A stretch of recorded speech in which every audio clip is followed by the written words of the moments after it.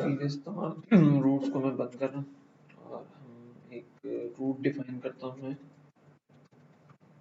Root gate और मैं कहता हूँ कि जी लेट्स से अगर मेरे पास रूट हिट हो तो मैं कहता हूँ कि मुझे भेज दो पोस्ट कंट्रोलर और इंडेक्स पे। ठीक है, पोस्ट कंट्रोलर पे हम लिस्ट पे भेज देते हैं post controller at the rate index. Sorry, ठीक है जी। अच्छा, रूट में तो आई होप कि परेशानी नहीं है, जो हमने रूट तो अब काफ़ी दफ़ा देख लिया है। अच्छा, मैं इसका मतलब ये है कि जी जब रूट यानी कि आपका डोमेन के बाद कोई और आपके पास एक्स्ट्रा पैरामीटर ना, तो ये कंट्रोलर और एट द रेट दे के हम मेथड का नाम देते थे। ठीक है, तो ये हिट हो जाए। अच्छा, अब हम यहाँ पर एक काम ये करते हैं कि हम तमाम इसको एक काम करते हैं, हम ये दूसरा फंक्शन बना लेते हैं। मैं कहता हूँ कि इसको लिस्ट पे भेज दो पोस्ट कंट्रोलर स्लैश लिस्ट पे। ठीक है जी, तो हम यहाँ पर एक फंक्शन क्रिएट कर लेते हैं जल्दी से, फंक्शन लिस्ट। अब मैं यहाँ पे करता हूँ डबल अंडरस्कोर, कॉपी पेस्ट करके टाइम बचाते हैं, पोस्ट और ये हम व्यू के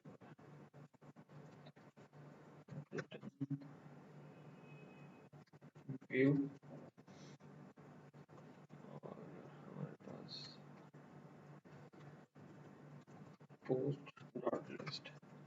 अच्छा, मैंने डॉट बता दिया था लास्ट टाइम, या तो हम डॉट यूज कर लें या हम स्लैश यूज कर लें, दोनों सेम चीज़ है। अच्छा जी, यहाँ पर हमारे पास व्यू मौजूद है किधर, रिसोर्सेज में, व्यूज में, और यहाँ पर मैं एक नया फोल्डर क्रिएट करता हूँ,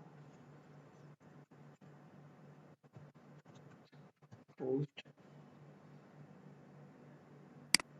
और पोस्ट के अंदर एक नया पेज क्रिएट करता हूँ, उसको सेव कर देते हैं हम list dot play dot php। ठीक है।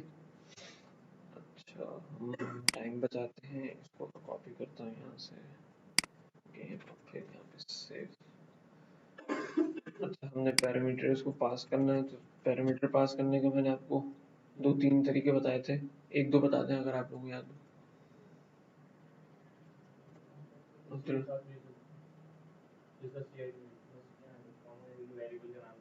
अच्छा, डायरेक्ट वो आपने कोऑर्डिनेटर वाला शॉर्टकट लगा दिया। अच्छा, इस तरह भी भेज सकते हैं। और अच्छा जी, विद करके मैं इस तरह से भी भेज सकता हूँ, और एक और तरीका था दूसरा, कॉम्पैक्ट।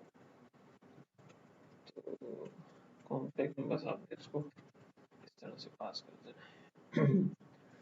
ठीक है जी, अब हमारे पास पोस्ट नाम का यहाँ हमें वेरिएबल रिसीव हो जाएगा, और हम यहाँ पर इस count of post for each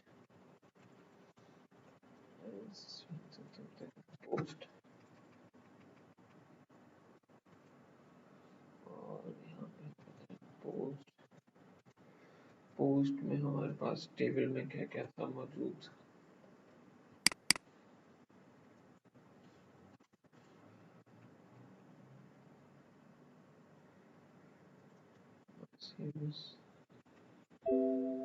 title है, डिस्क्रिप्शन है,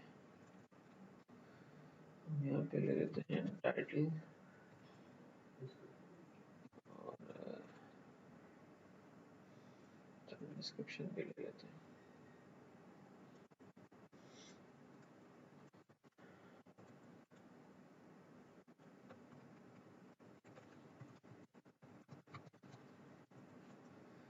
ठीक है जी।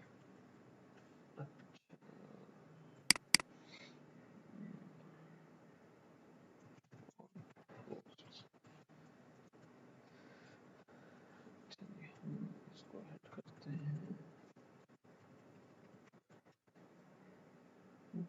something went wrong, unexpected list,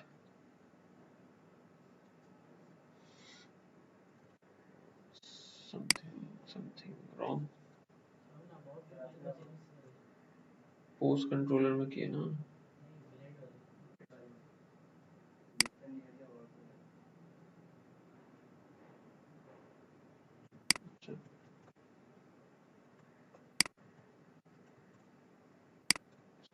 back कर देते हैं, ठीक है।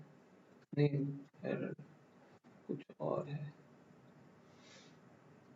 Federal exception x not PHP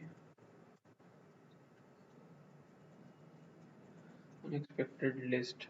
अच्छा, ये क्यों कह रहे हैं, कोई पार्सर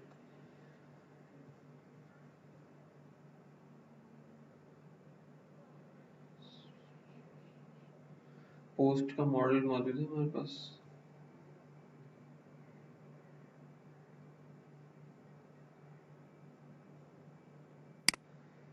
पोस्ट मॉडल मौजूद है, मगर ये लिस्ट जो है वो प्री डिफाइंड फंक्शन इस वजह से नहीं चल रहा। लिस्ट ऑल कर देता हूँ मैं इसको। लिस्ट जो है वो पीएचपी और गालिबन उस वजह से कन्फ्लिक्ट आ रहा है इसमें, लिस्ट ऑल कर देते हैं। लिस्ट जो है वो पीएचपी का प्री डिफाइंड फंक्शन है, इस वजह से वो कन्फ्लिक्ट कर रहा है। अच्छा जी, ये हमारे पास हम हेडिंग भी दे देते हैं।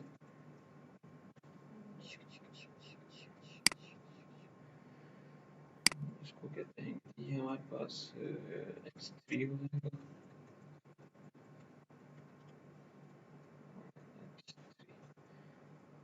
और इसको हम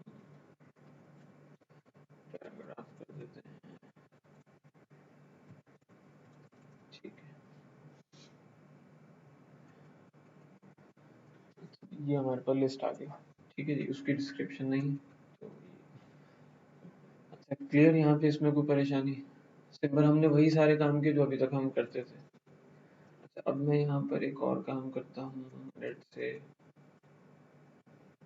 मैं यूएल ऑल पोस्ट, यहाँ पर मैं एक डिव बनाता हूँ जिसको मैं राइट साइड पे कर देता हूँ फ्लोट, सॉरी राइट, और क्रिएट डिव। हम इसकी पोजीशन देख लेते हैं, फिर इसको एंकर दे देते हैं। नीचे को उतर गया है,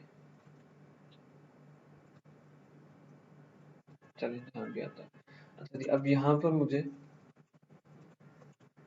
एक लिंक देना है यहाँ पर कि जी मैं इसको एक लिंक दे दूँ कि जी इस पे क्रिएट पे जब क्लिक करें तो एक हमारे पास फॉर्म आ जाए, जहाँ से मैं एक नया आर्टिकल क्रिएट कर लूँ, सिंपल। अच्छा, यहाँ तक कोई परेशानी नहीं? हम इसको बनाने के बहुत सारे तरीके हैं एंकर के। फिलहाल हम अगर ट्रेडिशनल तरीका देखें तो हम नॉर्मली इस तरह से क्रिएट करते हैं, यहाँ पे जो भी हम लिंक दे दें। एक तरीका कार तो ये है कि जी मैं जिस तरह से नॉर्मली हमारी HTML काम करती है, हम सिंपल उस तरह से, और ये लिंक यहाँ पर क्रिएट हो जाएगा, इसमें कोई परेशानी नहीं आएगी। दूसरा तरीका ये है कि मैं यहाँ पर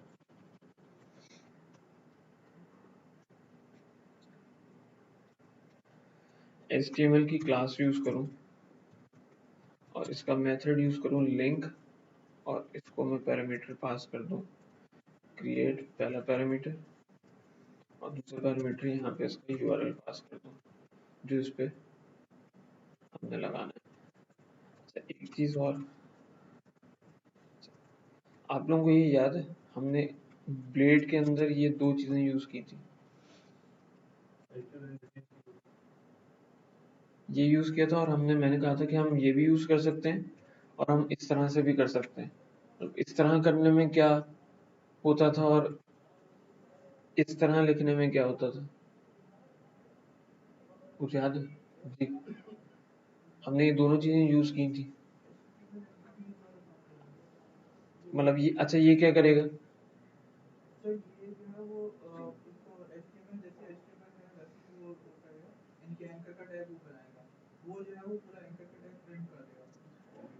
यानी कि अगर मैं इसकी जगह ये यूज करूं तो क्या करेगा ये?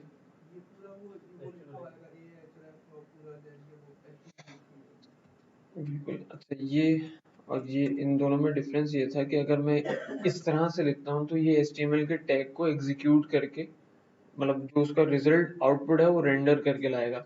और अगर मैं इसकी जगह ये लिखता हूँ, यानी कि डबल कर्ली ब्रैकेट्स, तो ये करेगा ये कि जो भी HTML जनरेट होगी इस फंक्शन की वजह से, ये उसकी बजाय उसको HTML ही दिखा देगा, यानी कि जो उनके जो टैग्स हैं उसको ग्रेटर देन को वो डॉट GT और कॉलन करके %GT और कॉलन, यानी कि उसको चेंज कर देगा। तो इस अप्रोच से भी जा सकते हैं। अच्छा भाई, इसको अभी हम HTML की क्लास को फिलहाल यूज नहीं कर सकते यहाँ पे, इसकी वजह है, उसको मैं भी थोड़ी देर में बताता हूँ। फिलहाल हम एक काम ये करते हैं कि फॉर द टाइम बिंग जब हम फॉर्म क्रिएट करते हैं तो फिर वहां पर मैं आपको बताता हूँ कि फॉर्म HTML को किस तरह से यूज करना है। फिलहाल थोड़ी देर के लिए रुक जाते हैं। अच्छा, मैं यहाँ पर URL देता हूँ और URL देने के लिए मैं कर देता हूँ सिंपली क्रिएट, और सिंपल आपके पास आ जाएगा क्रिएट।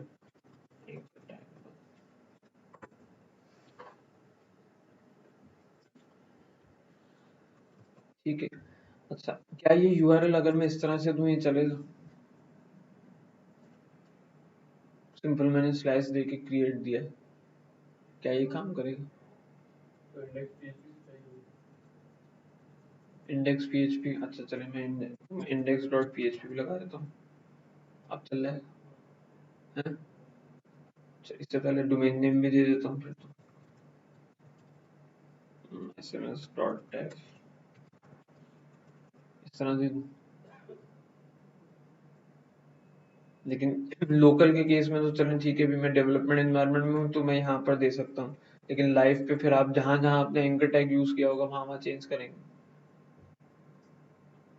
नहीं? अच्छा, इसको भी स्मार्टली फिलहाल हम एक काम ये करते हैं कि हम सिर्फ अभी क्रिएट पे इत्तेफाक करते हैं, इसको स्मार्टली किस तरह से करेंगे इसको भी अभी हम देखते हैं। वापस इस पेज को रिफ्रेश करता हूँ, अब यहाँ पे मेरे पास आ रहा है slash create CMS dot dev slash create. अच्छा, फिलहाल ये रूट एग्जिस्ट नहीं करता तो वो बोलेगा कि नहीं जी मैं जानता नहीं हूँ उसको। अच्छा, हमने यहाँ SGXS का वो नहीं लगाया था, XGXS हमें दे, चलो इंडेक्स डॉट PHP दे देते हैं फिलहाल। ये इंडेक्स डॉट PHP भी रिमूव कर सकते हैं किस तरह से, वो भी मैं बता देता हूँ। अच्छा जी, अब जब हम इस पर क्लिक करते हैं तो ये कहता है कि जी फिलहाल ये पेज मौजूद नहीं है, राउट मौजूद नहीं है। अच्छा, हम एक और रूट डिफाइन कर लेते हैं इसके लिए,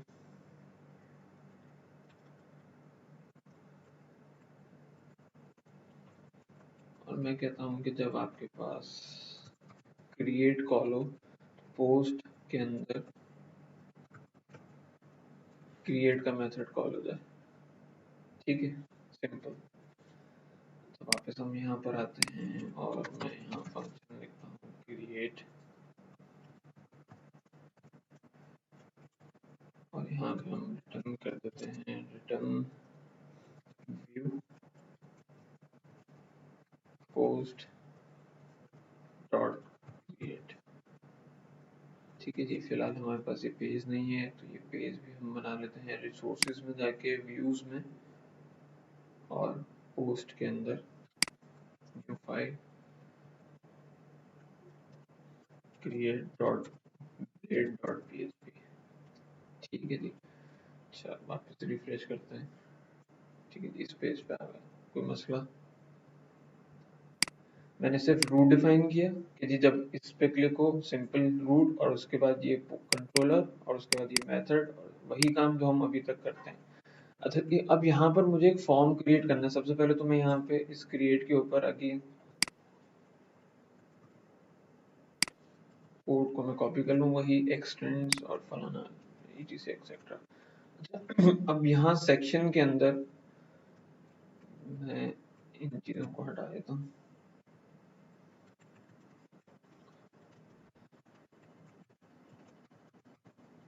क्रिएट पोस्ट जाके, और यहाँ पर एक तरीका कार तो ये है कि जी अगेन मैं वही टिपिकल या ट्रेडिशनल ये फॉर्म, और उसके बाद यहाँ पर एक्शन, और यहाँ अपना एक्शन डिफाइन करूँ, मेथड डिफाइन करूँ, and so on so on, और उसके अंदर इनपुट फील्ड्स बना दूँ।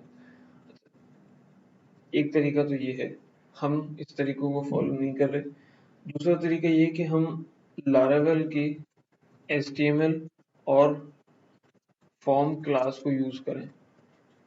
अच्छा, अब यहाँ पे थोड़ी सी चीजें नोट कर लें। बाय डिफॉल्ट जो है वो HTML और फॉर्म क्लास जो है वो आपको लारावेल की डिफ़ॉल्ट इंस्टॉलेशन के अंदर HTML और फॉर्म और इसके अलावा और बहुत सारी चीज़ें बाय डिफ़ॉल्ट आपको नहीं मिलती, उसको आपको इंस्टॉल करना पड़ता है मैन्युअली। अच्छा, अब उसको दो तरीके हैं, या तो आप इनकी रिपॉजिटरी जो कि गिट पे मौजूद है वहाँ से डाउनलोड कर लें और कोड कॉपी पेस्ट कर लें। गिट से आप पूरा कोड डाउनलोड करें और उसके बाद उसको कॉपी पेस्ट कर लें। या फिर दूसरा तरीका ये है, अच्छा उसके अंदर फिर जब आप गिट से डाउनलोड करेंगे तो आपको थोड़ा सा मैन्युअली ये ख्याल रखना पड़ेगा कि जी जो वर्जन आप लारावेल का यूज़ कर रहे हैं अकॉर्डिंग टू उसी वर्जन के आप उसकी फाइल्स को डाउनलोड करें और जो लोकेशन है उसने बताइए वहीं पे जाके आप मर्ज करें। थोड़ा सा एक ये आपके पास मैनुअल प्रोसीजर होगा जो आप कर सकते हैं।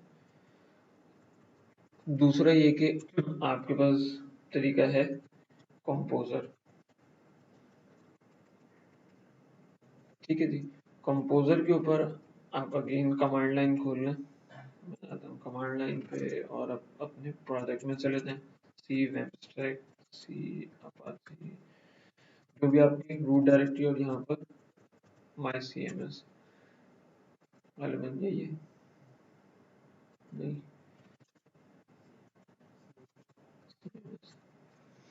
अच्छा जी, अब आपने यहाँ पे लिखना ये है कि मुझे चाहिए HTML।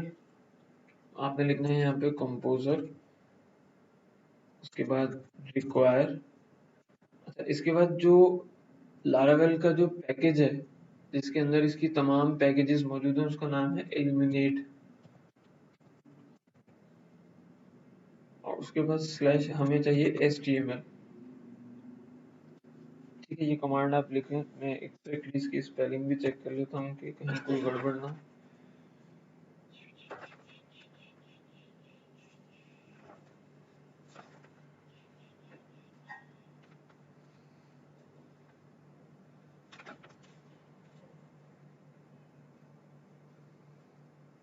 हाँ जी, बिल्कुल ठीक है। ये लिख के आपने जस्ट एंटर करना, तो देखें ये कहाँ जाता है। अच्छा, फिलहाल मैंने इंटरनेट मेरे पास नहीं कनेक्ट हुआ हुआ, मैं बहरहाल ये काम कर चुका हूँ। तो जब आपने ये एक काम कर लिया कि जी एलिमिनेट कंपोजर रिक्वायर एलिमिनेट, ये डाउनलोड करके सेट करके आपको चीजें दे देगा। इसके बाद आपने मजीद दो तीन काम करने, ये कमांड लिख लें ताकि हम फिर आगे चले। कंपोजर रिक्वायर, उसके बाद एलिमिनेट स्लैश HTML। HTML का H कैपिटल रहेगा। ठीक है जी। अच्छा, इससे बहुत सारी फॉर्म की और बहुत सारी जो लाइब्रेरी हमें मिल जाएगी, उससे हमें काफ़ी सारी चीज़ों में आसानी हो जाएगी। तो आप काम खुद से मैन्युअली भी कर सकते हैं कि जी हम क्यों बिला वजह डाउनलोड करें फिर उसके बाद उसके तरीके से यूज़ करें। लेकिन लॉन्ग टर्म में उसके बहुत सारे आपको फ़ायदे मिल जाएंगे। एक तो सबसे बड़ा फ़ायदा ये कि आपको एक्सेसेस और एसक्यूएल इंजेक्शन की फिक्र नहीं करनी। फिर इन दो चीज़ों से आप आज़ाद हो जाएंगे कि जी एसक्यूएल इंजेक्शन और जो एक्सेसेस है वो इसकी फॉर्म क्लास ऑटोमेटिकली ये सारे काम आपके लिए इनपुट के ऊपर ऑटोमेटिकली बैकएंड के ऊपर करके आपको फिल्टर करके दे देगी तमाम चीज़ें कि भाई ये लो, और आप उसको बिल्कुल आंखें बंद करके यूज़ कर सकते हैं। मतलब एक्स्ट्रा एफर्ट नहीं करनी पड़ेगी। ठीक है, और भी बहुत सारी आसानी मिल जाएगी, तो वो हम देख लेते हैं अभी। अच्छा, इसके बाद जब आपने कंपोजर से आपके पास इंस्टॉल हो जाएगा तो उसके बाद आपने करना ये है कि हमारे पास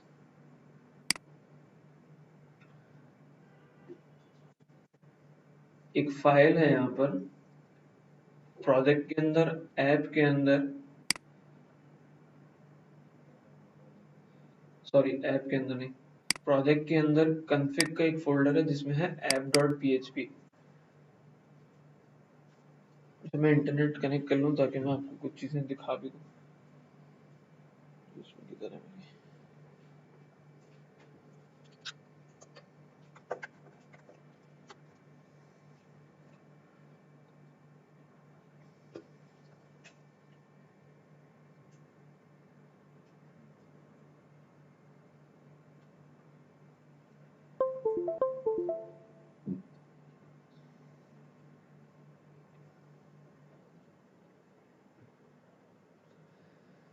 जब तक ये कनेक्ट हो रहा है तब तक हम चलते। अच्छा देखिए, ऐप डॉट पीएचपी के अंदर हम पहले भी आए थे, हमने कुछ चीज़ें यहाँ पर देखी थी। यहाँ पर मज़ीद अगर आप स्क्रॉल करें नीचे आए, यहाँ पर एक एरे डिफाइन हो रहा है जिसमें है प्रोवाइडर्स।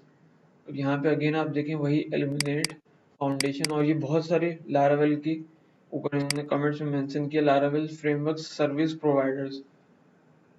ये वो सारी सर्विसेज हैं जो इसमें लारावेल में बाय डिफॉल्ट आपको अवेलेबल है। जो नहीं है उसको आपको अलग से करना पड़ता है, जो कि हमने किया है। तो यहाँ पर आने के बाद आपको बिल्कुल एंड में मैंने एलिमिनेट, जो हमने पैकेज इंस्टॉल किया था उसकी एक सर्विस है एचटीएमएल सर्विस प्रोवाइडर, और आपने ये एक लाइन अपने पास ऐड करनी होगी अपने कोड के अंदर। Eliminate slash HTML slash HTML service provider double colon class. अच्छा एक काम तो आपने ये करना है। अच्छा ये कैसे पता चलेगा कि जी यही लाइन लिखनी है? तो इसके लिए हम चलते हैं इंटरनेट पे। मैं आपको इसकी चीज़ें दिखाता हूँ। इंस्टॉल HTML इन Laravel 5.1।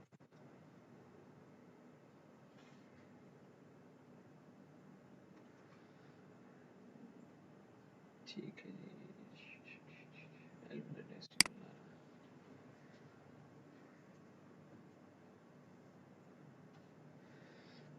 सिंपल सा। आप वैसे इंटरनेट पे भी आपको चीज़ मिल जाएंगी। Composer require eliminate. अच्छा इन्होंने वर्जन भी लिख दिया कि जी इसका कौन सा वर्जन पिक करे। जस्ट आप इतना भी लिख देंगे तो आपका काम हो जाएगा। Composer require eliminate HTML। इसके बाद आपने प्रोवाइडर्स के अंदर एलिमिनेट HTML सर्विस प्रोवाइडर। और उसके बाद क्योंकि हम वर्जन, अच्छा यहाँ पे ये वर्जन 5 यूज कर रहे हैं, 5.1 में आपको ये एक्स्ट्रा डबल कॉलन के बाद क्लास भी लिखनी पड़ेगी। अगर आप वर्जन 5 यूज कर रहे हैं तो इतने से काम चल जाएगा। ये एक सिंटेक्स की बड़ी अजीब परेशानी है कि जी 5.1 में चेंज कर दिया उन्होंने, 5 में चेंज है, 5.2 में फिर चेंज है। हम 5.1 पे गालिबन। चेक कर लेते हैं हम कौन से वर्जन पे, ताकि उसी हिसाब से हम सिंटेक्स लिख दें इसका। चेक करने के लिए आर्टिसन -v 5.1 पे। अच्छा जी, उसके बाद इसी फाइल के अंदर ये जो हम ऐप डॉट पीएचपी के अंदर है, यहाँ पर एक तो प्रोवाइडर्स हैं, इसके बाद नीचे है एलियासेस। यहाँ पर ऐप आर्टिशन, ये बहुत सारी चीज़ें यहाँ पर ऑलरेडी लिखी हुई। इसके अंदर आपने अपना HTML और फॉर्म इंक्लूड करना होगा। लाइक मैंने कर दिया है फॉर्म, उसके बाद एलिमिनेट HTML फॉर्म फकेट। अच्छा ये फसेड या फकेट, इसके बारे में पता है? फकेट या फसेट क्या चीज़ है? देखिए यहाँ पे सब जगह फसेट फसेट फसेट लिखा हुआ है। व्हाट इज फसेड या फकेट? किसी को आइडिया? अच्छा नहीं है। अच्छा जी, हम गूगल अब्बू से दोबारा, इट्स बेसिकली डिजाइन पैटर्न जो कुछ आपको टेक्निक्स देता है। डिजाइन पैटर्न, इसको आप फकेट थोड़ा सा पढ़ लेते चले, यहीं पे पढ़ लेते हैं। The fuck it pattern or facade pattern is the software design pattern commonly used to object oriented. The name is analog or architectural facade. A facade is an object that provides simplified interface। ठीक है। अच्छा अगर हम Git पे भी जाते हैं, इस पे मैं गिट पे जाता हूँ, Git laravel html provider service।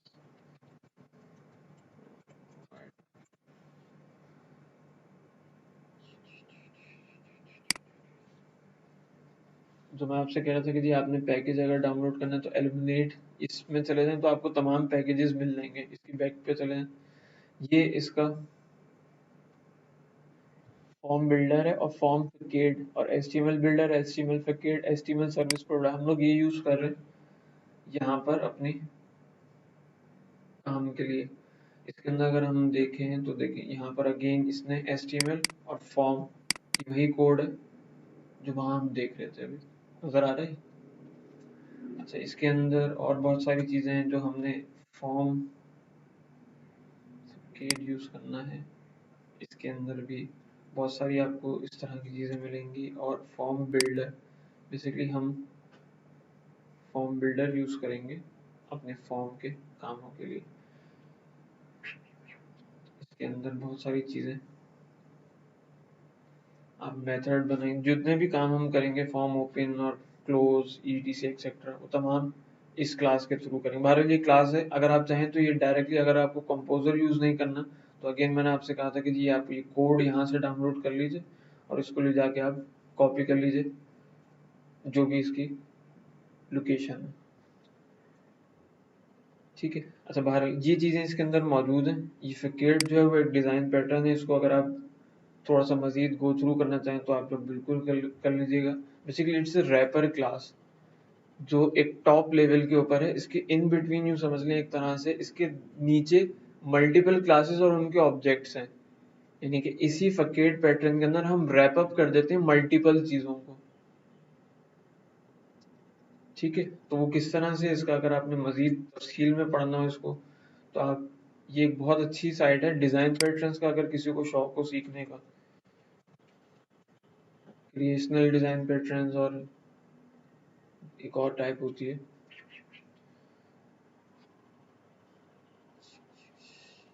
Anti pattern भी एक चीज होती है।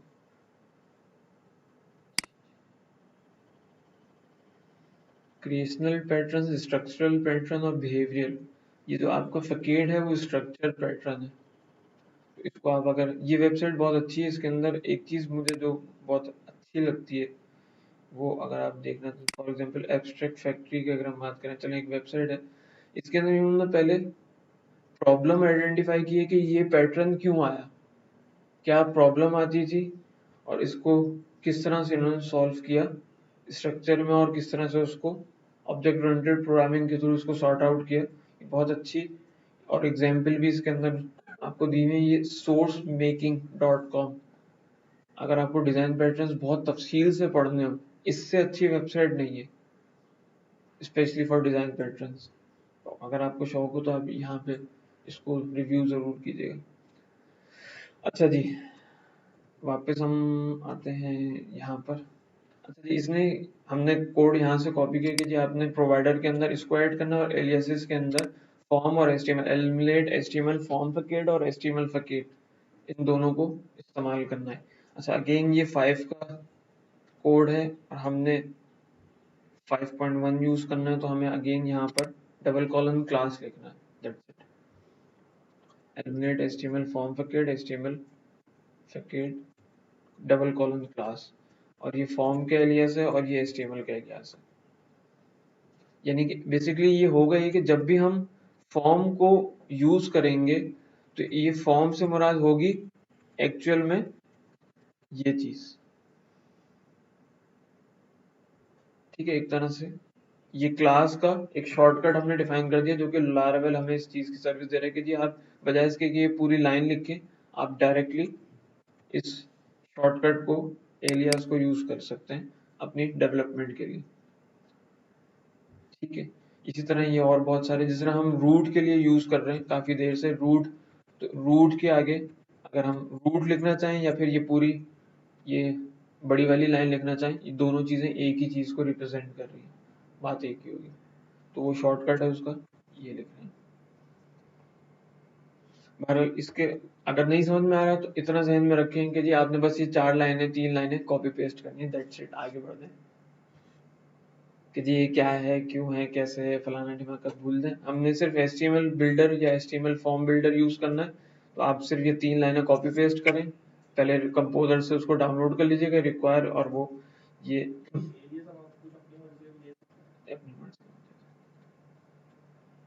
इसकी कैद नहीं है, ये जो यहाँ पर जो नाम दे रहे हैं, लेकिन ये कि यही दे दें तो अच्छा फॉर्म। अब आप इसकी जगह अब्दुल कुद्दूस रखेंगे तो वो पता थोड़ी है अब्दुल कुद्दूस कौन है, फॉर्म फॉर्म ही रखें। रखने को वैसे इसमें कोई पाबंदी नहीं, आप चेंज कर सकते हैं। हाँ अब्दुल कुद्दूस, आप वो सोच रहे हैं अब्दुल कुद्दूस है क्या, लेकिन अल्टीमेटली वो यहाँ से अगर इतना बेवकूफ तो नहीं होगा, वो यहाँ देख लेगा कि ये फॉर्म फकेट है, तो ये चीज चेंज नहीं कर सकते आप, वो उसका नाम चेंज कर सकते हैं, ठीक है जी। क्लियर है यहाँ तक। अच्छा अब यहाँ ये काम करने के बाद हम वापस आ जाते हैं और अब हमने फॉर्म डेवलप करना है। इसके लिए अगेन आप लिखेंगे फॉर्म, सबसे पहले आपने करना है फॉर्म ओपन, और इसको मैं कर देता हूँ, सॉरी, ये आपका हो गया फॉर्म ओपन। ठीक है, अच्छा उसके बाद हम करते हैं फॉर्म क्लोज, फॉर्म क्लोज। अच्छा जी, हम पहले इसको चेक कर लेते हैं कि आया कि ये फॉर्म चल भी रहा है नहीं चल रहा, तो टैग्स उसने ओपन किए या नहीं किए। ठीक है, अच्छा यहाँ पर एट्रीब्यूट्स जो हम देते हैं फॉर्म के, जिसमें एक्शन है, यूआरएल है जहाँ पे उसने सबमिट होना है, मेथड देते हैं, वो आप इन स्क्वायर ब्रैकेट्स के अंदर देंगे। जितने भी एट्रीब्यूट्स आपने डिफाइन करने किसी भी एलिमेंट के साथ, ये तो हम फॉर्म की बात कर रहे हैं, हम इसके बाद इनपुट बनाएंगे और जो चीजें बनाएंगे उसके अंदर जितने भी हमने एट्रीब्यूट्स देने हैं वो आप ये स्क्वायर ब्रैकेट के अंदर उसके एट्रीब्यूट्स डिफाइन करते जाएंगे।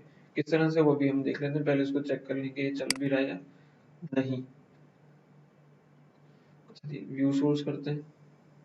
लेकिन यहाँ पर इसने एक फॉर्म क्रिएट कर दिया, फॉर्म मेथड पोस्ट, और इसने एक्शन इसको डिफॉल्ट दे दिया जो कि अभी हमने कुछ नहीं दिया था। उसके बाद ब्ला ब्ला ब्ला, और यहाँ पर इसने एक इनपुट फील्ड बनाई है जिसको नाम ये देता है टोकन, हेडिंग रखता है और उसको एक रैंडम सा एक जनरेट करता है। ये क्यों है, कोई गैस कर सकता है? अच्छा इसको मैं रिफ्रेश करता हूँ, अभी सेम है।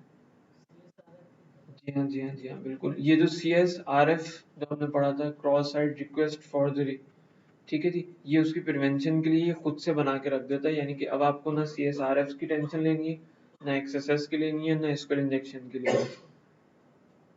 ठीक है, तो ये सारे काम आपके लिए खुद से कर देगा।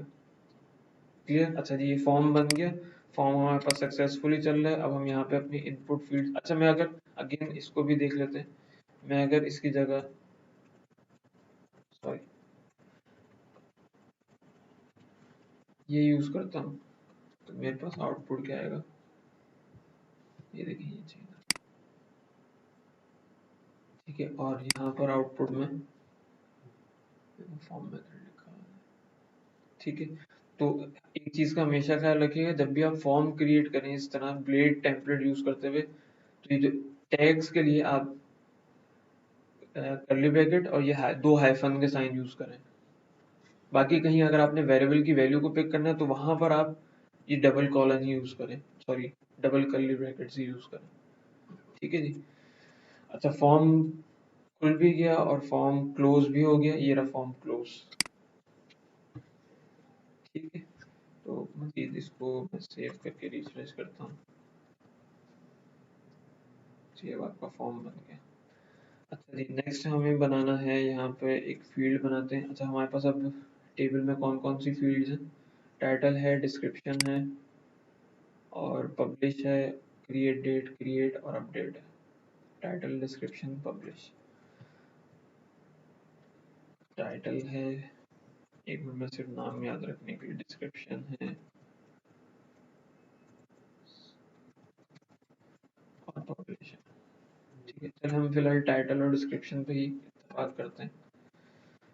नेक्स्ट हमने लेना है फॉर्म, और हमारे पास है इनपुट, इसको हम नाम दे देंगे टाइटल। अच्छा अगर आप चाहते हैं कि जी फॉर्म पोस्ट होने के बाद आए और इसकी वैल्यू सस्टेन रहे, तो आप यहाँ पे दे दीजिए टाइटल, ये हम सेट कर देंगे अभी। इसके बाद इसी को मैं कॉपी कर लेता हूँ, डिस्क्रिप्शन। अच्छा ये इनपुट नहीं होगा, ये टेक्स्ट एरिया होगा, टेक्स्ट एरिया, और उसके बाद डिस्क्रिप्शन। ठीक है, फाइनली मुझे एक बटन चाहिए होगा इसको सबमिट करवाने के लिए, तो मैं ले लेता हूँ इनपुट टाइप सबमिट और पोस्ट। ठीक है जी, इसमें कोई परेशानी? मैंने सिंपल इस फॉर्म के क्लास को यूज किया, एक इनपुट टाइप बनाई है, टाइटल, एक टेक्स्ट एरिया बनाया और एक सबमिट बटन बनाया।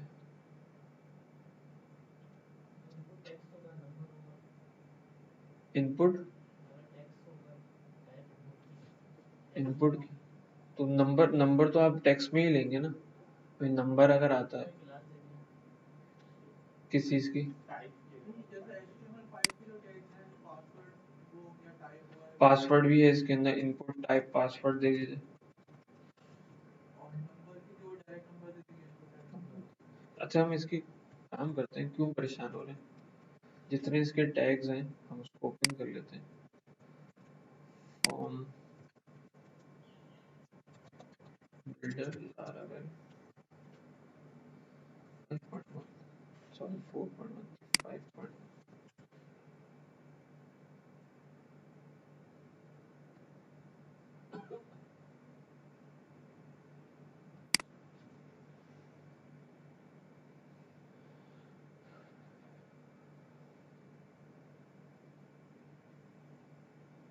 इसकी डॉक्यूमेंटेशन बहुत अच्छी दी हुई है, अब अगर आपको कहीं पे भी कोई परेशानी हो तो आप इसकी डॉक्यूमेंटेशन एक दफ़ा गो थ्रू करें तो आपको चीज़ें समझ में आ जाएंगी कि जी अच्छा क्या करना है, किस तरह करना है, लेकिन बेसिक्स पता हो उसको यूज़ भी किस तरह करना है। कुछ ज़्यादा ही लंबा हो गया,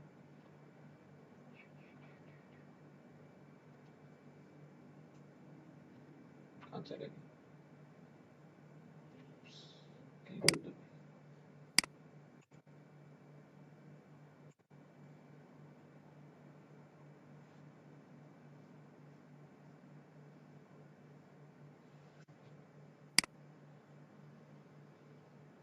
अच्छा जी ये ट्रेड है,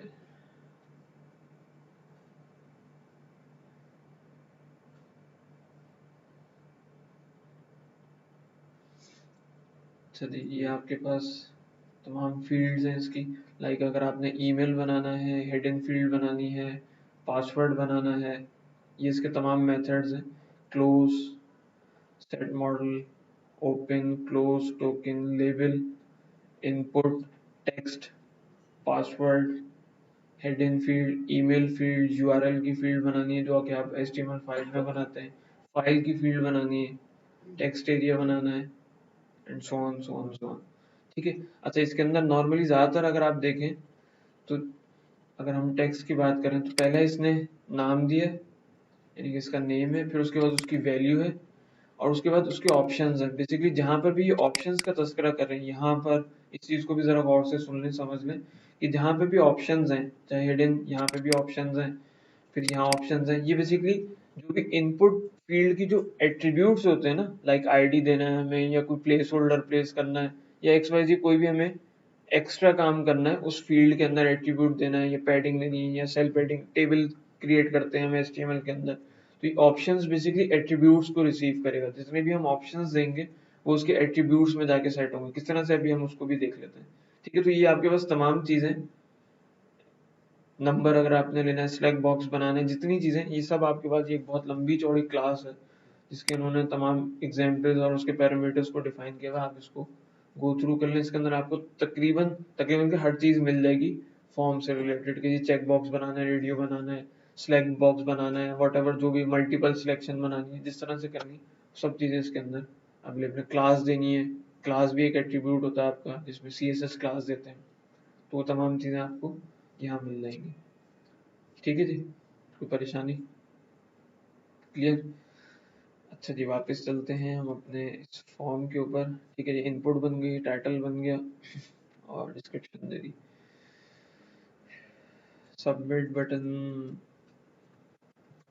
सबमिट, ये रहा बटन।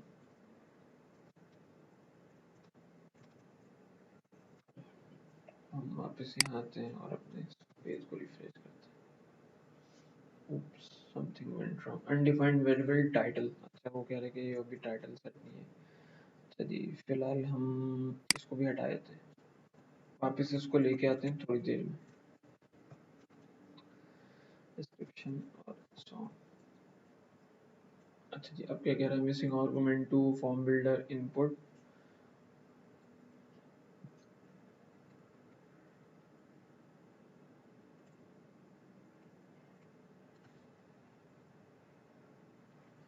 क्रिएट ब्लेड के ऊपर हमारे पास कह रहा है कि जी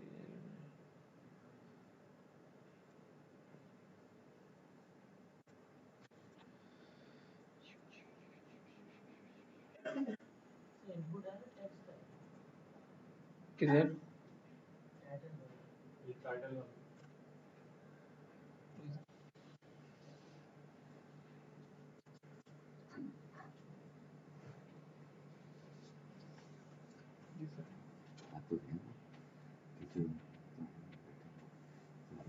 पंद्रह बीस मिनट सामने से 15-20 मिनट दे दें। 15-20 मिनट दे दें, मैं टॉपिक फाइंड अप करूँगा। यहाँ नहीं बैठे, मैं आ रहा हूँ।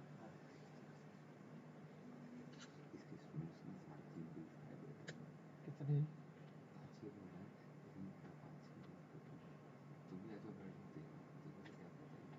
अच्छा मुझे 15 मिनट तो आप बैठेंगे, मैं 15 मिनट हाँ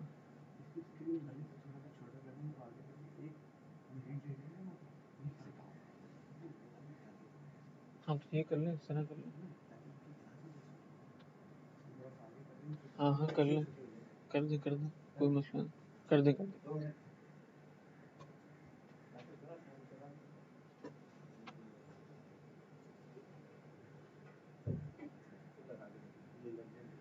हाँ ये लग जाएगा।